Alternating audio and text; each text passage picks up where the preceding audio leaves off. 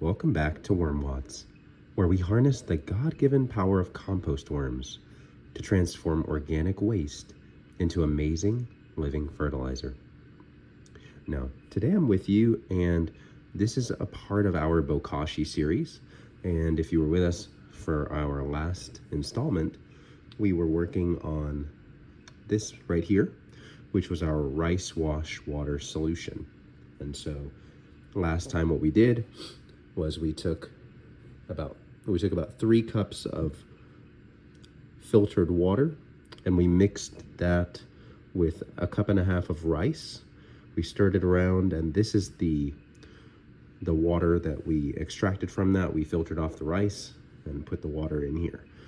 So with it full of starch, we left it for about 6 days, and I'll bring it closer so that you can see it, but you can tell that it's definitely kind of cloudy.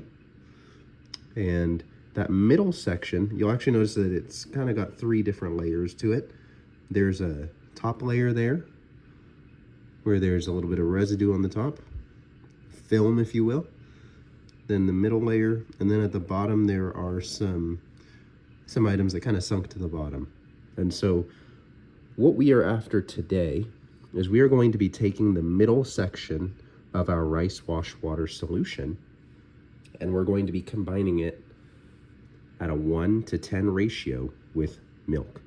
So 1 part solution to 10 parts milk. And this is some milk that expired, so it's a nice way to be able to kind of get more life out of the milk.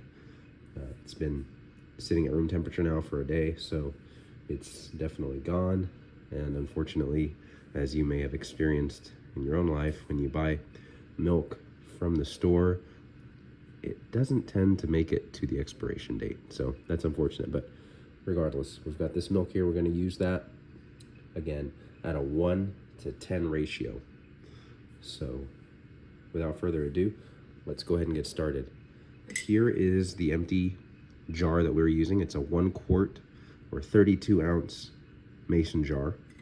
It's a wide mouth, as you can tell, and I've got the cover for it. So what I'm going to do is first we'll go ahead and pour in the milk into this jar. And the reason for us doing it in this order is it just makes it a little bit easier for us to measure. So this jar has some approximate measurements, and those approximations are good enough for what we're doing. So it's got a 24 ounce measure, it's got a 16 ounce measure, and 8 ounce measure. So we're going to go ahead and use that 3 cup 24 ounce measure. We're going to pour milk up to there, and then we'll be using this turkey baster to go ahead and get about 2.4 ounces. So if we're using 24 ounces of milk, again, in that way it would be a 10:1 ratio, 10 parts milk to 1 part of our solution. So if we have 24 ounces of milk, we're going to get about 2.4 ounces of our solution. And then we'll go ahead and mix it in there, stir it around, and then we'll seal it and allow it to separate into curds and whey. And the whey is going to be very important for us as we continue with our Bokashi series. So I'm going to go ahead, like I mentioned, and pour the milk.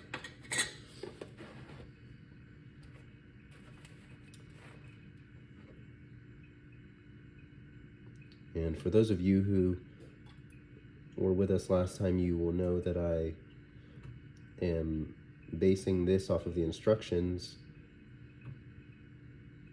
to make your own Bokashi brand from Fraser Valley Rose Farm. And they have an excellent video that takes you from start to finish on how to make your own Bokashi brand. So if you're interested in watching that, that would be a great resource. And again, I'll try to pin that in the description. So we've got our 24 ounces of milk. Looks good. And then we're going to get our rice wash water solution. We want to try to be gentle with this so that we don't disturb it too much. And I'm going to go ahead and take off the lid. again, we used cheesecloth to provide a breathable, but not to provide a breathable barrier to keep out unwanted insects and flies and that kind of thing, but still to allow for microbes to be able to get in. So set that off to the side. Got our turkey baster, and we're going to need, again, 2.4 ounces. So we're going to penetrate that top film, and we're going to go for that middle section. And I'm going to get about an ounce there. All right, perfect. And now, before it all runs off, just going to put that in there, and then we'll repeat a couple more times.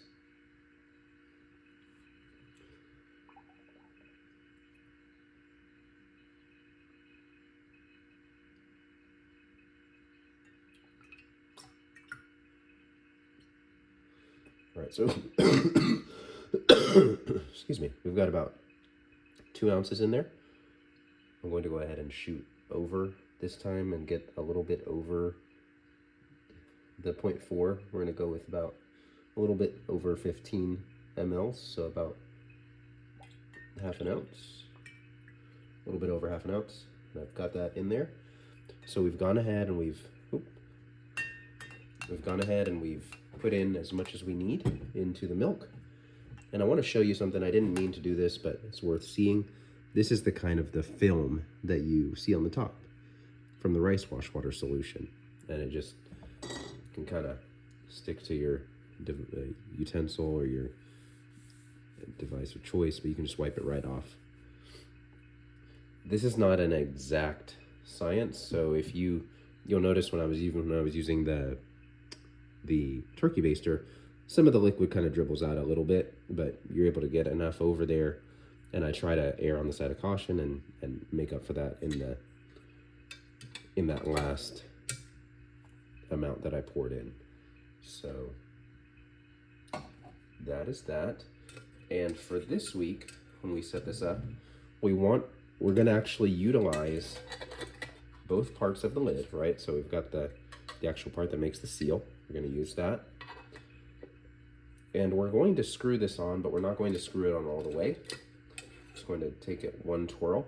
And what that allows for is it allows for there to be a little bit of burping, if you will, when as this ferments and separates out. You're going to see it's going to need some burping. There's going to be gas that builds up, and so that just allows it to kind of push up a little bit on that metal lid, enough for that air to escape, and then it will immediately go back down. So that's kind of what we're hoping for this week. We're going to actually leave it not for 1 week, but for 2 weeks, and we will be returning expecting to find curds on the top and whey on the bottom. And really excited to resume with that. So thank you so much for watching this step of mixing our rice wash water solution with our milk. And I hope to catch you in the next installment of our Bokashi and fermentation series. So thanks very much for watching, and I'm excited to show you how we're going to use this in conjunction with our typical vermicomposting. See you next time. Bye. I wanted to also add that when you are storing this, you want to store it in a place that is dark and somewhat temperate. Okay, so not sizzling and not too cool. So that's really optimal for just for fermentation in general. So what we're going to do is we will take this and we'll put it probably back in the same spot I had it last time, which was kind of on a bench in an area that does not get a lot of light. And we'll just go ahead and set it there and leave it there for the 2 weeks. So that's just in case you're wondering how to store it. That's really important. So thanks so much. Catch you next time.